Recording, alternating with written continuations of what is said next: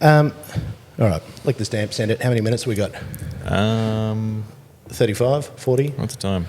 11:25, 11:35.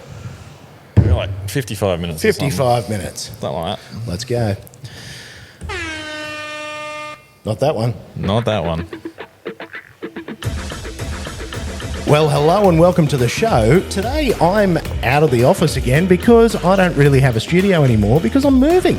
So what I'm doing is I'm coming to see people. And today I'm in the garage of a man you might know as Built by Kyle. Buddy, how you doing? Does anybody know what just fell over? There goes my freshly bead-popped work equipo ones. Oh, sweet. With the rims outside of the tyre. So that's a great feeling. So you're going to be decimating those in a couple of hours because we've only got about 55 minutes to chat to you about how the hell Built by Kyle came about. Yeah. We're running a bit tight this morning because we've both had very late nights.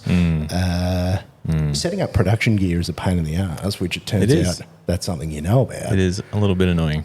But we're here. We are. Mate, we're not going to muck around. Let's get into it. All right, let's shoot. Built by Kyle. Yes. I was at Downshift when you released this bad boy here.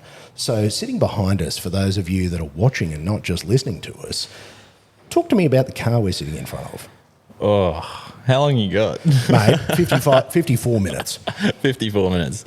Yeah. Oh, wow. That's a wind back, hey? That is a wind back. That's where we're going. Yeah. So I was, as a teenager, obsessed with RWB Porsches. Right. Can you see that now in this? Yeah. Look, it's got a bit more Mazda in it than RWB. Yeah. So I went to this car meet and I saw this RWB rock up, and I was like, that is the coolest car, hands down, better than any Lambo, like anything.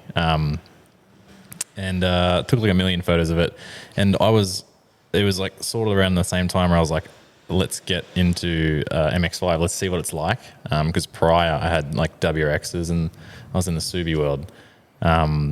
So then got my first MX-5, fell in love, literally had long hair, soft top down. I was like, I was letting it flow. I love that. Yeah, it was good. It was a good time. And then I just started my apprenticeship, my mechanical trade, and I was like, I've got to build a car. I want to do something different. I want to do something that no one else has ever done. And yeah. Do you really want the long story? I bloody love a long story. I love the origin story. Yeah. At this point, I had two MX-5s. I had two NB MX-5s. And I was looking for an NA because I always wanted to build one that was like the better one, I guess, like because the pop-ups, everyone loves the pop-ups. Absolutely. I was like, I can't build an NB, so I scoured Facebook Marketplace and Gumtree and all that, and nothing was coming up. This was just before COVID, and I went onto the MX-5 Club of Queensland like sale. No, it was like their website, and there was like this million-year-old forum, and this was listed. Bone stock, but the lady just wanted to like get it repaired because she hit a kangaroo with it. Right. So she's just like, I need a repairer. So I emailed her like an idiot and was like, do you want to sell it? And she actually said no. She's like, no, this is my baby. I've had it since brand new. Bought it in 1996. Wow. It was awesome. And then like a few months later, she emails me back and goes, okay, I want to sell it now. Because no one had ever offered her. She'd never never even pondered. No. And I was like, yeah, well, sweet. So drove 4 hours to Harvey Bay, bought this car, drove it 4 hours back. I don't know how it got back because it was rough. Like she was like, oh, it's got an oil leak. And I'm like, yeah, whatever, all good. So I'm going to rebuild it anyway. So drove it back with a split radiator and pretty much every gasket under the sun leaking. And, As the joke goes, if there's oil coming out, it means there's oil in it. There's oil in it, yep. It definitely wasn't sweating horsepower because it had like 60 horsepower at the time. So, good. Yeah. Next day, ripped the engine out, which was great. I'd never pulled an engine out of a car in my life. It's a good way to start. First year apprentice. So, yeah, pulled the engine out the next day. And, oh my gosh, 4 years later, now we're sitting in a garage and it looks like this.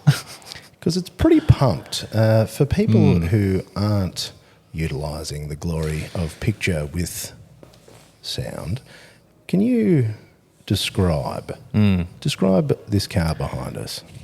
Paint a picture Like with the your most beautiful Japanese woman you've ever seen. There you go.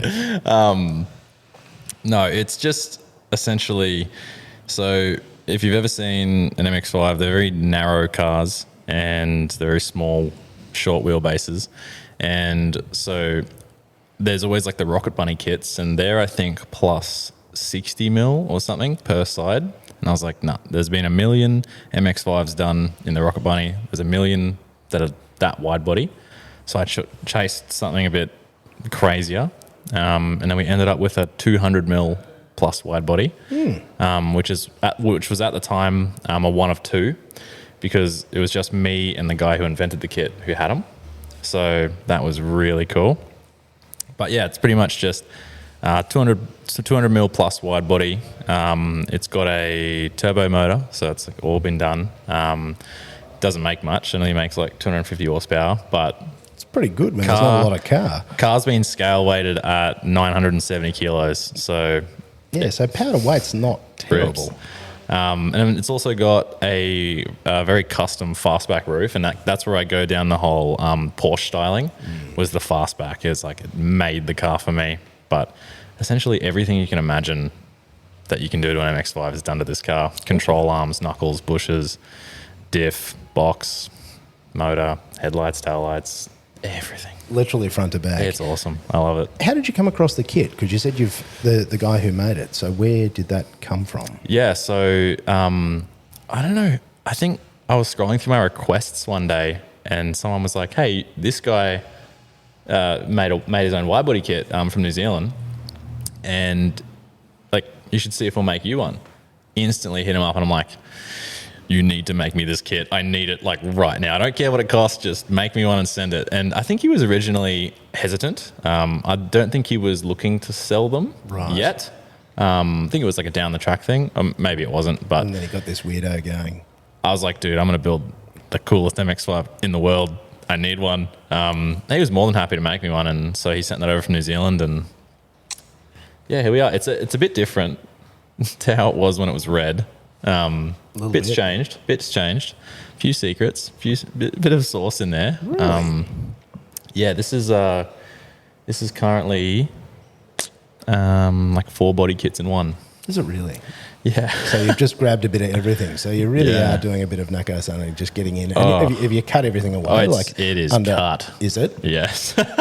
It's like the rears are cut, hammered together and welded shut, and then the fronts are just cut butchered. into oblivion. Like even the stock front bumper is up in my mezzanine, and like even that's cut, so I can never use that again. Can't use it again. So you've really got into that hand styling and... Yeah, it was a massive passion to just do something that someone else hadn't done. I wanted to be different. Well, I think you've done that, because I've never seen an MX-5 like this. Has it got a name? Do you call it something? I call it Ruby. Ruby. Have you heard that before? No, there's like a big chrome sticker on the bonnet that says Ruby, and then like on where the license plate normally is on the rear. So See, I'm not very cool. That's why I have to ask the question. Mate, so you were an apprentice. You've obviously moved through different career paths. yeah, so man, I've done a bit. Yeah, okay, rewind. Well, You got to do it fast, because we don't have a lot of Yeah. time. You're local, like this is you. You're from around these parts. Yeah, I grew up in South Brisbane. Now live north, but I grew up in like Carindale. I don't know if you know that area. 4152. Yeah, 4152. Mum and Dad are still there. That's the hood. Yeah, I love 4152s. Jeez, don't tell me you went to Belmont. No, I went to Whites Hill. Did you? Okay, Yeah, there you go. yeah. So you might have got taught by my mum if you went to Belmont. Yeah, right. Interesting. Dude, what were we talking about? Oh yeah, what I Where'd you do, get? yeah. Where'd you come from? So you're a Carindale boy. Yeah. Went to Whites Hill. Mate. Yeah, so I probably had like 1 million jobs. I think this mic's about to Yeah, it's snap pretty off drunk. the table. But yeah. look, you've Far gone out out. and bought a table for us this morning. It's been lovely. Yeah, I try. Yeah. Yep. I'll just like fire it off if I can remember. So I did like Chris's IGA. So I did stacking nice. shells. Very first job, 14, 9 months, boots job because I was like, money. So he stacked some shells for a while. And then I think I went and worked at like Best and Less. Up at the Dale? This is gonna, Nice. Yep. This is gonna open even more cans of worms. I was a professional break dancer and hip hop dancer for like 10 years. How come we only have 45 minutes left? This is too much. So I taught dance to 3 different schools, all like whilst being at Best and Less and IGA. Quit all that, started working at a skateboard shop. Natural progression. Yeah, I was a big skater. Worked my way up to like manage the skateboard shop at like 17. I managed the one in Robina, so like opened one up and I moved to Robina to manage it. Nice. Then I left that, went to Platypus, sold shoes for a while. And then I'm pretty sure Platypus ended, picked up my first apprenticeship at Subaru in Newstead, worked there for like 4 months, realized they never signed me up to be an apprentice. So I was just a trade assistant. Gypped. Yep. Instantly moved, went to Mercedes-Benz Brisbane. And then I worked there for a few years and then got bored. And then I moved to a performance Euro shop, finished my trade at a performance Euro shop, and then quit that after a while, like got qualified, did a bit of it, got really bored and really angry as a mechanic working for someone else. Got real angry. Like, wasn't a nice time. And then did videography for a number of years. Just Natural progression. yeah, just and then like all in the midst trying to like be a YouTuber. Oh my gosh. So yeah, did videography for a few years and yeah, now I'm here with my own shop, which is crazy. That's a fucking great story. Oh my gosh. So you actually also need a half pipe, and then you need what do they call a breakdance floor? I'm sure there's a name for just it. like a wooden polished floor. Yeah, wooden polished floor. Yeah. Fuck, because we've got to rewind just for a little bit, because I'm sure Okay. that Built by Kyle fans will want to know just a bit more about this breakdancing story. You've really got to go down that rabbit hole for me. Yeah. Every time I mention that, it's like, oh, you lived another life. Tell me about that. Mate, it sounds like you've lived about 15 lives. Oh, I just like doing things, hey. Yeah. So breakdancing. Yeah. 12 years old. Carindale PCYC. Hell yeah. Mum's like, yo, there's some breakdancing classes on. Do you want to do them? And I was like, yeah, may as well. So tried that at 12 years old. Dude, that was sick. I loved breakdancing. First class. My like teacher idolized him, did some like flips and shit. And I was like, damn, this dude's like a god. And I dead ass was like, this is how you get women. Oh, absolutely. This guy, oh my goodness. I was like, what a man. Mate, if you could rip those moves on the D floor at Fridays, dude, you would. Dude, I had this like perfect plan, right? So blue light disco, like once a month, right? Yep. All the women are there, all the bitches are at the blue light disco, and I was like, if I can get like good enough at breakdancing, I'm gonna be pulling. So yeah. Did some breakdown lessons, and I think it was all for the wrong reasons at the start, because it was certainly sounds like it, and I mean it doesn't. Yeah, we've got to work on the retelling of that for when we write your book here. But I understand the essence as a hormonal young man, that 13-year-old male, 13-year-old trying to stand out, trying to be cool, bit of peer pressure. But if you can rip some wicked moves, lots of breakdance circles at the blue light. Yeah. And did you like signature move? Oh no, I like went down the progression of breakdancing of also learning like tricking, so like all the flips and all the big jumps and shit. So nice. It was always like do a flip, do a backflip, and I was like that guy. I was that backflip guy. The backflip guy. Yeah. Did it work? I mean, were the girls impressed, or was it mainly the dudes that were impressed? Much like people who go and work out. Yeah, I don't know. I don't know. I'm not sure. Did it work? If you're not sure, I'd suggest the answer is probably no. Yeah, I don't know. Honestly, no, I can't remember if it worked. I'm sure it worked a little bit, but yeah, once or twice. I don't know. Mate, That was a while ago. That is a fantastic story. Did you compete? Did you do any of that sort of stuff? Yeah. So did you go on Australia's Got Talent or something? And No. there's some wicked videos hiding somewhere that we need to there go are on? a lot of videos. Are there really? Yeah. So Is that part of the rebrand of Built by Kyle so that when we search you, we don't find mad breakdance videos? No, that's maybe. Maybe. I mean, possible. I think we've got to lean into that. So oh my God, this is such a big thing to think about. It was a while ago. So I started breakdancing, and that was like a very solo-ish thing. And you could get into like crews and then do breakdancing battles with your crew and whatnot.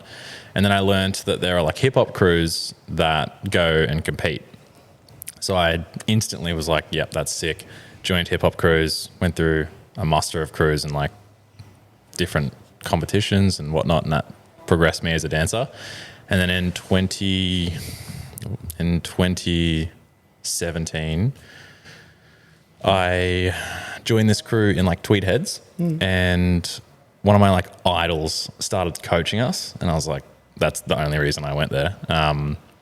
And so then we entered. It's pretty much called like Hip Hop International, and so they do regionals, and then they do internationals. Sorry, regionals, nationals, internationals. And so we got first in Brisbane, and then we got first in Australia, and then so that qualified us to go compete at Worlds.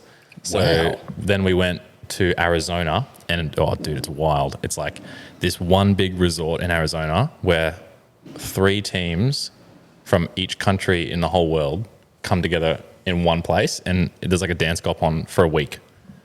It's nuts. And like 3 teams in each division. So there's like junior, varsity, adult, and mega. So there's like, dude, That's a lot of people. there's like probably 200 to 300 people from each like city in each country in the world in this one resort for a whole week. It is nuts. It is next level. Wow. But yeah, our crew came, I think we came 18th out of like 83. That's pretty good. Like for Yeah, your first it was sick. global competition. Yeah. So yeah, did that and then broke my foot and career over. Career over. Oh. No more Like every dancing. pro athlete, that's the Yep. that's the nightmare. Dude, yep. That's actually brutal. Was that quite a bad time? Because I mean, obviously that was going quite well. Yeah. And you It might was have seen cool. a trajectory. I More things.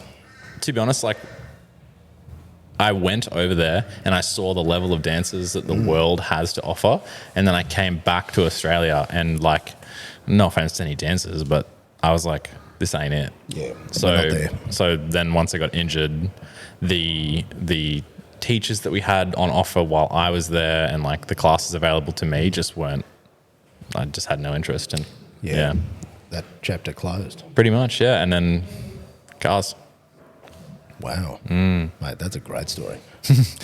I'm glad we backpedaled down that one. Oh mate, I'm full of stories. Bloody love stories. What do you think I run a podcast for? Yeah, oath. I'm fascinated by people, and I'm fascinated by their stories because I always wonder how the hell do you end up doing this? Yeah. But clearly you're a pretty creative bloke that likes to attack lots of different things with huge, I guess, emotional time investment. Like you really, if you're going to do something, Definitely all in.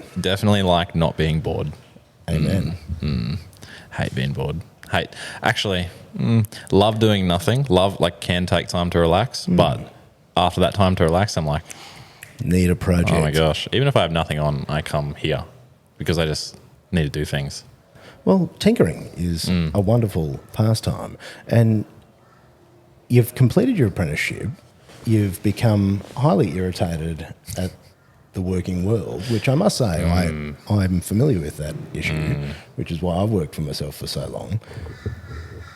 What was the clincher? What was the clincher to go out and work for yourself? Because did you do the production work first? Did you go that way first? So where did that whole path? So essentially, the way I got into video and doing all my own video was, and this all ties into YouTube as well. So started my first YouTube channel when I was 8.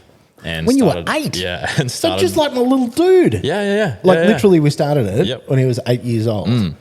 Yeah, I had no support What? from my parents from this though. Like they were like, "No, why are you making a YouTube channel?" That's amazing. So I started modifying Nerf guns to Really? like shoot like Yeah. not things that they should shoot. Other things. Yeah, other things. Yeah. And so I've had so many YouTube channels.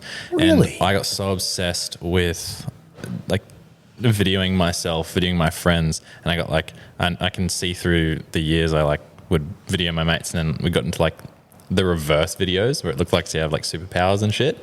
So dude, I was on Sony Vegas at the age of like 12. I was editing on Sony Vegas. Like I was like, I need the best software. And so when I was a mechanic and my wife was doing photography and stuff, and one day she's like, hey, I've got a brand, they want video. I'm like, I can do that. So I went to this shoot, got paid for my first shoot. I'd never shot for a brand.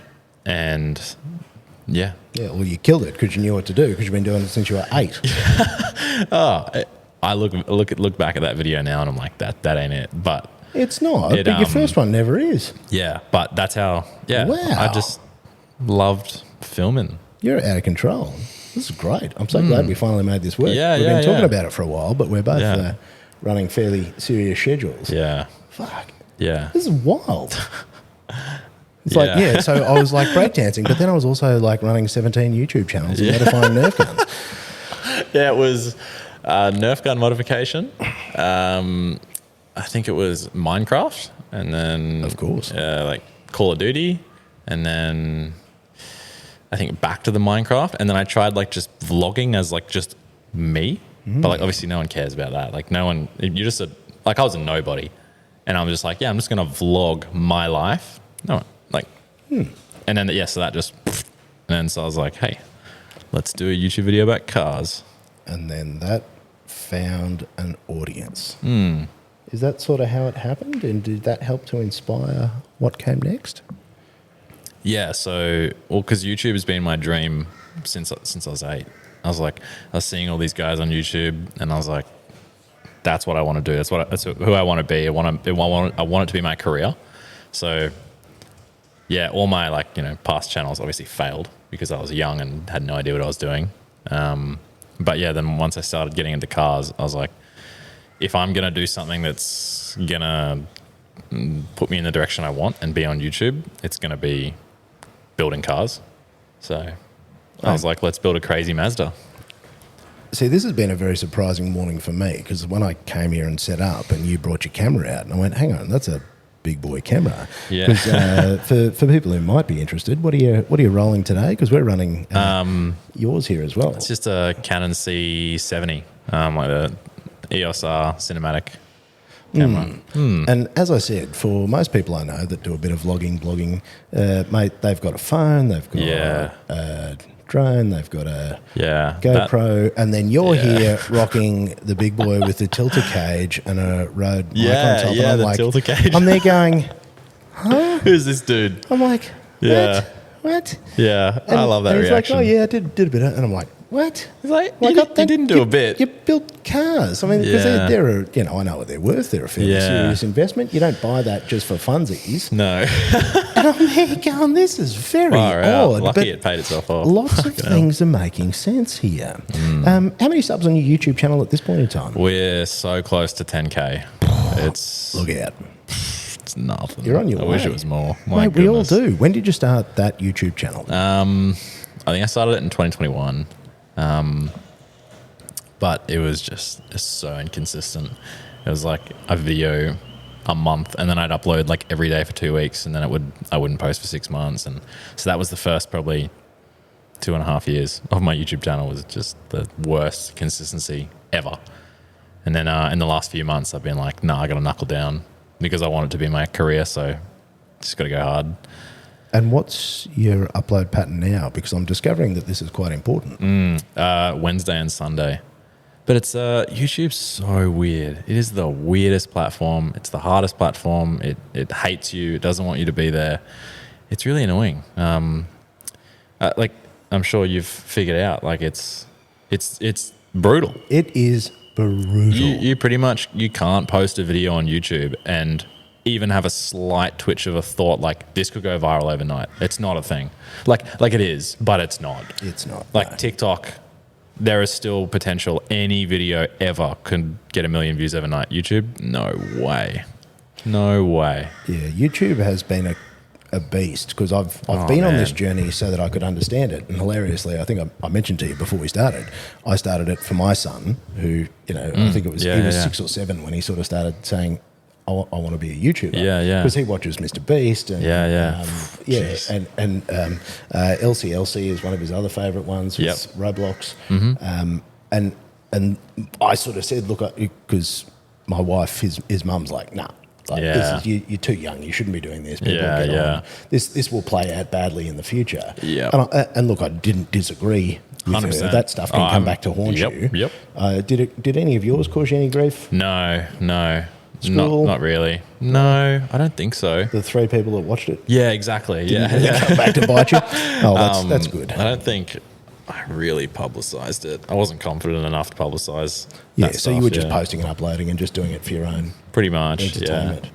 And what have you learned? I mean, tell me what you've learned. And for people listening and people that dream of YouTube careers, paint a picture of the broad level of shitness of building a YouTube. It is a broad level of shitness. It is a broad level of shitness. I've just cracked 1,000. Yep. Nice. Congrats. Yeah, 1,100. And that was 400 videos in 2.5 years. Yep.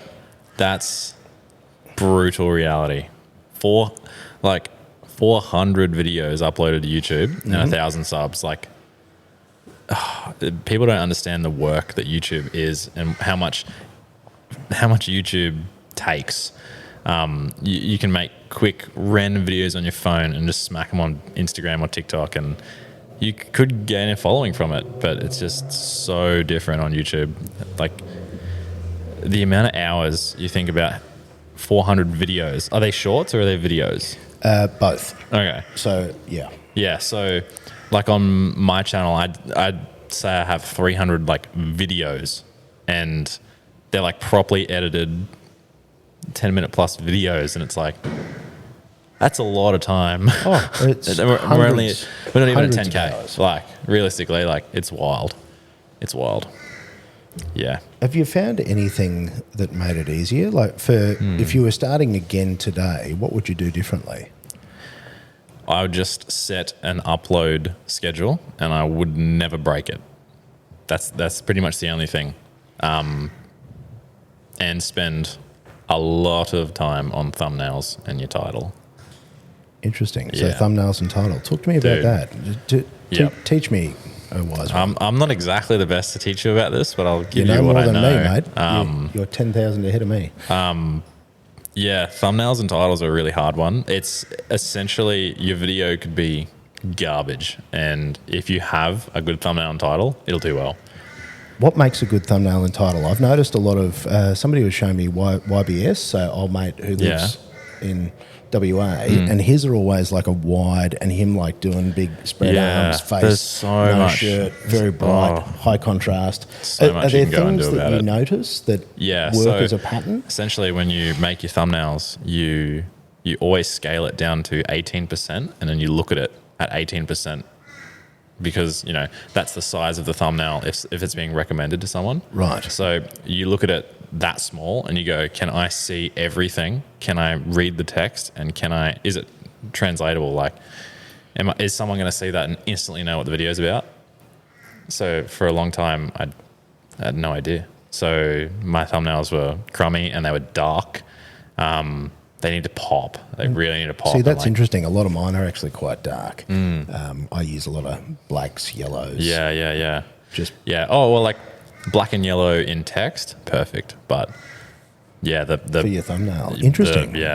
So pro tips here, people. Write this down because I'm middle-aged, mate. So I've got other friends who have kids that are around that age, and the kids are going, "Oh, hey, Dad, I want to do a YouTube channel."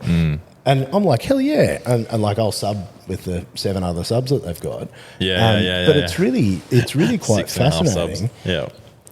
Because it's such an ordeal. Yeah. Have you had any that have really surprised you, stuff that you've posted and just gone, fuck, that'll never work? And have you had a few of those? Any video? No, but I've had ones where I've gone, fuck, this is going to work, and then it didn't. That's actually the most common. I've actually stopped. Look, here you go. Here's the only thing I've learned is upload it enjoy the process of making it. If you don't enjoy the process of making it, you'll fucking hate YouTube. 100%. Whereas I love making shit. Yeah. I love it. I love making it for me. Yeah. And it's why I like this platform because I get to chat to people, tell us, they get to tell me cool stories. I learn stuff, and I don't edit it because I just top and tail, export, upload. Yeah, it's awesome. And it's why I shoot on my phone, edit in CapCut, because I've learned that you can spend 100 hours making something and then 7 people will watch it. 100%. And you then can put just your cry. life's work into something and no one cares. No one will see it. Yeah. Because that YouTube algorithm, and interestingly, Al from Skid Factory was fascinating about this. Yeah. Because he said that they would always do 6 p.m. on Friday, every Friday. Yep. And that really helped them. And then once they had a week off, and he said that punished them so badly. Oh, dude. That to come back from that it's ridiculous. was a monstrous Don't ordeal. say that. I'm literally my last video was 1 week ago today. Yikes. I've missed one video because Well, getting ready for drifting. What we'll do is we'll shoot something on your phone before we pack. Oh, do you know what we'll do? We'll make a video of you packing up because I'm going to help you load your drift car because I'm literally punching into your day. Because what are we now? We're at 5 minutes past 12. Yeah, so we still got 20 minutes. Hell yeah. We've still got 20 minutes. Yeah. We're going to make a video so that you can just upload it and stay on schedule. Yeah, literally. A YouTube video, I mean, like a proper 15-minute vlog, I mean. Nah, just upload anything. Nah. Does the volume matter? It's a serious question. Have you noticed if that matters? So if it's a short one or a long one? Yeah, so does that hurt I don't think shorts mean anything. Really? Yeah, it needs to be a Really? It's harsh. That's what I mean. YouTube is brutal, man. But I just pulled up my phone because Hit me with some data. Yeah, what I was going to say about you put your life's work into something and no one watches it type of thing. So imagine the time in this. The first build recap video I did, the build 0 and 15 minutes type of one, that's currently got 500,000 views. That popped off pretty well, but still not as much as it should have. This one has been up for, I think, 9 days. And it's I say only, but it's only got 9,000 views. Cry me a river. But my 400 views would like to complain. You look at the time and money and effort spent into a car that no one's ever seen, 9,000 views. There are people. You gotta also wrap your head around the fact that there are people on YouTube posting the most pointless shit and just going and build recap video of my fucking Polo, and it's 1 million views. Mad, sick. That makes me feel great.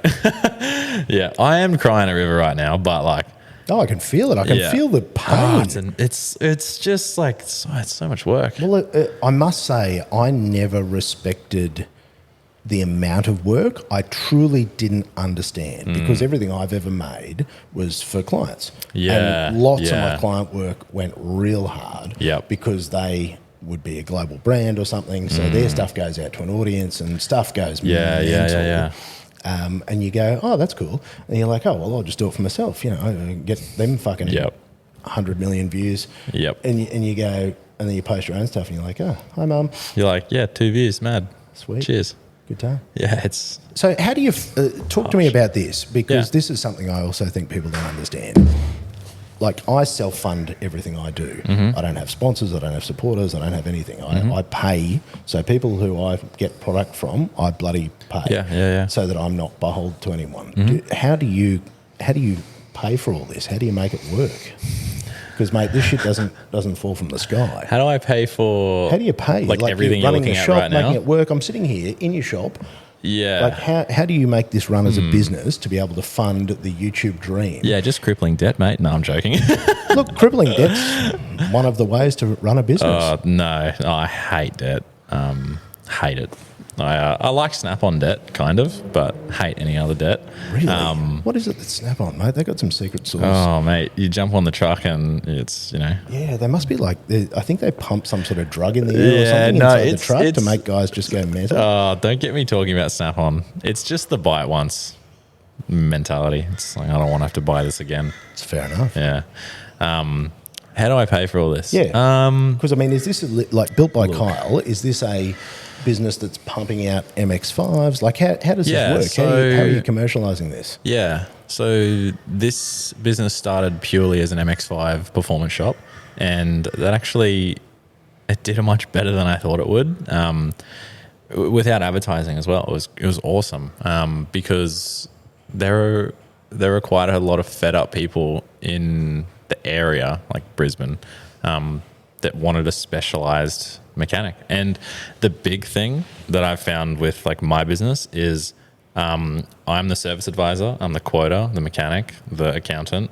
I'm literally everyone. So when you bring your car to me, I work on it, and then you talk to me at the end of the day. You talk to me on the phone, I give you the prices. Like, so there's no receptionist that you talk to who doesn't know what they're talking about. There's, no quota, there's no service advisor. It's all me. So it's very transparent. So that definitely helped my business. People walked away going, this was the best freaking mechanic experience I've ever had, which is awesome. It's great. And you would have seen, working for major global brands, that obviously the service centre pays for the existence of the dealership. Yeah, yeah. And you have apprentices changing oil and charging $3,000. Yeah. That's the other thing. And then you wonder why cheap. people are sick of it. Yeah. I hate specifically places that will just rip off women. That rolls me. So I just do a good price. I do something that I feel is doing them fair and doing myself fair. Yeah. Which I've been told I'm far too cheap, so maybe that'll change soon. I don't know. You probably are, but this is the joy of becoming a specialist. If you're the only one and you're shockingly not a fuckwit, people don't seem to fathom this, but if you're just kind and do the right thing. Yeah, 100%. Holy shit. People are so shocked that you're like reasonable and good that they almost fall over. Yeah. Shocking. But yeah, in my very first job, literally the first car that rolled through those doors was build me an entire car. So bloody hell. This bloke had a good job to kick it off. 19, I don't know, pretty much that car. Right. A 96 MX5, and he's like, I just want you to make this sick. Like, as in, I built the motor, turbo, gauges, like, I did everything to the car. Everything. So that was a 1 month. That was a drive-in, drive-out, tuned 1 month, and that was really cool. And in 1 month? Oh, yeah. Do you live here? No. It was if I wasn't waiting for parts for like a week, it would have been done in like 3 weeks. These cars are like seriously the back of my hand by this point. I've I timed it once. I can get the engine out of this car in 24 minutes. What? Yeah, it's great. It's good. I don't know. I've just done it that many times. Just Mr. MX5 here. Oh, fucking MX5s, man. But that's the thing, if they pay for the dream. Yeah. Because you've got to pay for the dream somehow. Because this is the thing. Because if you're happy to share, what sort of dollary dues do you make out of YouTube? Not that much at all. No, so I got like 10,000 subs, and essentially the way I look at what I make from YouTube is YouTube pays for all my car's insurances and regos, and that's it. There you go. So, but like for me, that's perfect. I made $300 last month. I was stoked. That's amazing. Yeah, that's what I said. Yeah, that's more than I make some months. Oh, yeah. Shocked. That's sick. I think I'll make $45 this month just to it's provide clarity. It's so because I'm trying to, I guess, demystify some of this stuff as well for people that are coming into it, going, "Oh man, you just fucking made thousands of dollars." I'm like, "No, mate. Yeah, no. I made $10. Yeah, and same with because I've monetized my Facebook. Yeah, but some months it'll make like $7. Yeah. And it won't pay you out till you get 100. YouTube is absolutely in no way how I pay for any of this. This is just, running my own business for like 4 years now. And I started working when I was 14. So, yeah. Just slogging your guts out. I've also, on every single car, I've probably owned 20 cars by this point. And luckily, I've never lost on a car. I've always been up on every car I've ever owned. So that's astonishing. Yeah. And the whole, like how this pretty much came to be, because this was a huge initial investment. This was like much more than I thought it would be. But prior to this opening, I think I had like 5 cars in a row that weren't even meant to be flip cars, but ended up being flip cars. That there is the reason that I can That helped. do Because this. did you buy this space or did you No, lease it? I or- leased it. Yeah. Oh, to buy it, it's, Criminal. yeah, nah. It's a lot of money for sheds, I've discovered. It is crazy. I'm trying to buy a shed and I'm like, I'm too poor to buy a shed. Yeah, and like, so when I moved in here, imagine there was a mezzanine that went all the way across, so I had to cut that out. The walls were cream and like had oil all over them, and it was just an empty room. Yeah, like fully empty room. The Because dude, it's just better blocks and a tin roof. yeah, the dude that was in here before me, is a mechanic for like 10 years. He took the 3-phase with him. What? He ripped all the 3-phase outlets out, so I had to get it all put back in. Oh, mate, there's tight and then there's this bloke. He ripped the 3-phase out. Yeah, I know. Wow. So that was annoying. That's a good start. But yeah, how fun's running your own business? Oh my gosh, that's the most stressful thing in my life. It's brutal, isn't it? And that's probably the other thing. Again, it's why I love talking to people who do their own thing. Because I must say, chatting to you, at no stage in your life have you taken the normal path. You've certainly... I definitely got pushed towards the normal path. how did that... Yeah, that obviously didn't go well. Yeah. What was the hope that you might do? Just be a mechanic. Okay. There's just that was like the Good, safe, secure. that was it. It's safety. It's secure. It's just gonna net me $1,000 a week. And I was like, fuck that. It's not a Dude, I life. just hated working for someone else. I've had some bad bosses in my time, and just got over it. Do you feel that has helped shape you as a person, though, because you've realised the sort of person you 100%. don't want to be? 100%. And how badly that affects? Yep. If I didn't People? have the bosses that I had throughout my life, I wouldn't be who I am, without a doubt. Even like the ability to cope with people, and yeah, it's Yeah, so you've been burned to the ground. We're rebuilding. We're rebuilding, aren't we? Yeah. Oh, people are fucking horrible. Yeah, they are. They are. And I don't that's know why- why people aren't just more kind. And I ask the same question. Oh, man. Because like we're all just trying to exist, and it's amazing how far you can get. Oh, dude. Just being kind. And like you give what you get. Sorry, like did I say that right? You get what you give. Correct. Like, mind blowing. Like last night at midnight, one of my friends from the Gold Coast drove 2 hours here just to pop the beads on those tires and then leave. Like it took us 10 minutes. I was like, this dude's a G. Like there's not many people There's like not, that. but you strike me as a bloke who's very kind. Oh, thank You've you. obviously been through the fires of hell to find that kindness. not Because that some bad. people come out and just be even worse, but you've obviously found strength through fairly Yeah, definitely. complex experiences. Yeah. Big part of my success, to be honest, is my wife and her input, because she started her business well before I did. And she was the person going, you need to do your own bit. You need to do your own thing. You need to do your own thing. Like, I see you're not happy. I'm coming home drinking like 6 beers because I'm just pissed off because this customer said this and my boss gave me this car this point in time came where she saw that it was like the stars are aligning. He needs to quit now. And she just came to me and was like, this is your time. You need to do it. And that's pretty much why I quit my job, because she believed in me. So shout out to her. Shout out to your wife. What's Yeah. your wife's business? Let's subtly plug no, that. it's just Jenna Rayleigh photography. So Mate, we will add that in the show yeah, notes. if you need photography, she's bloody good. My goodness. We'll be checking that out. Does she ever take photos? Does she help you ever make any Yeah, of this stuff? pretty much every like professional photo you see on my Instagram is all her. Really? Yeah. So you also have your own professional I photographer do. It's friggin' in-house. sick. Mate, you can really see again, it's one of my favourite things, the old Steve Jobs. You can only connect the dots looking back.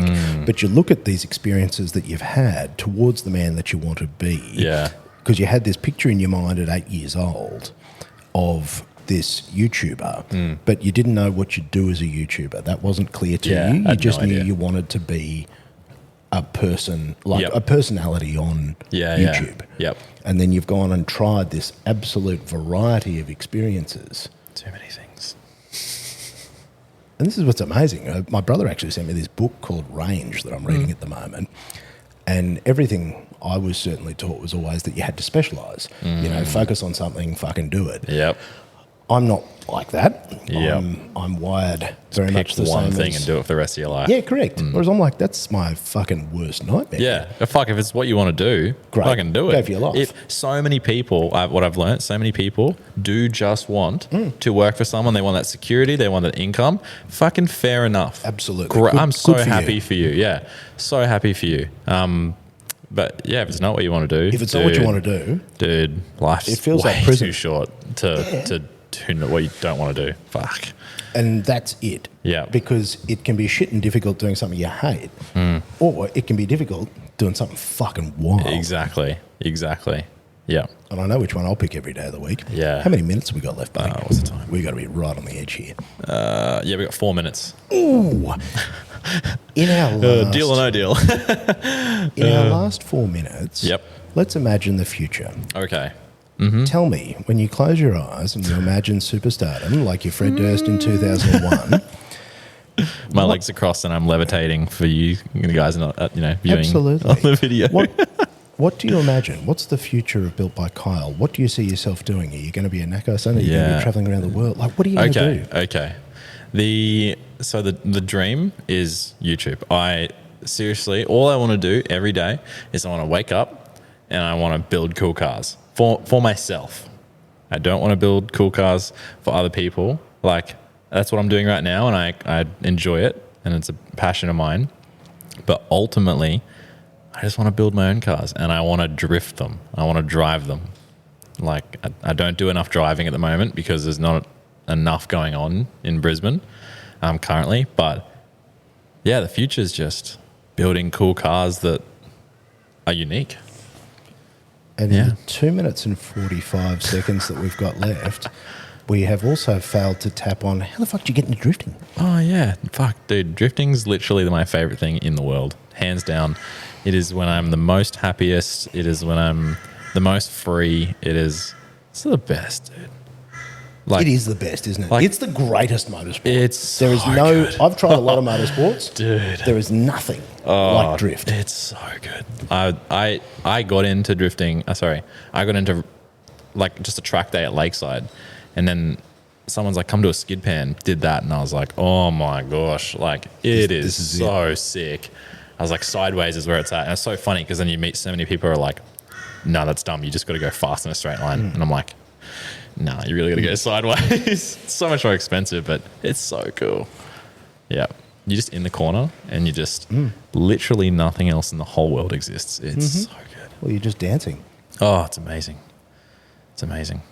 Dude, it sucks we're out of time because like Japan, Matsuri, all that stuff that I just got back from. Man, You're going to have to wait till the next episode. Yeah, it'll have to wait till the next episode because we're definitely going to have to do a bit more around this. I've got some ideas of taking the podcast to strange new places. So I'm interested to see because we've got so much more to discuss. Yeah. I feel like we have just only started talking. But I love that. I think that's great. Yeah. You see how these things end up at 3 hours? Yeah, 100%. Because you just, because I hit all the rabbit holes. Dude. And then we just go fucking, Yeah, and holy then, shit. And then like next minute you're like, oh, hey, it's nearly tomorrow. Yeah. Because I've never done a podcast before, so this was like, This I is wonder how your- it's going to go for 2 hours. this is It's a your- long time. It seems like a long Yeah. time until you start talking. Yeah. And then you're like, holy shit. It's been an hour already. Yeah, what the and fuck? boom, it's over. On my that gosh. note, so for part one of Built by Kyle, mate, if people want to follow you on the internet, subscribe, get you up Please past do. 10,000, Please do. help pay for your multiple registrations. Where are they going to find you on the internet? Literally everything is built by Kyle. Just built by Kyle. No underscores. That's everything. TikTok, Instagram, Facebook. Boom. Yep. Please do a follow. Built by I Kyle. won't let you down. I'm going to throw you a bump. You're a fucking legend. Sick, bro. Sir, I'm going to now help you load up Load up a trailer your with drift a race car, and we're going to go racing and drifting. It is literally 1 hour and 12 minutes, but I know that we fucked around for about 20 minutes. Yeah. Team, I'm going to catch you next time. Right now, we got to get a car ready to go drifting. Let's do it. Cheers, Thanks, man. guys.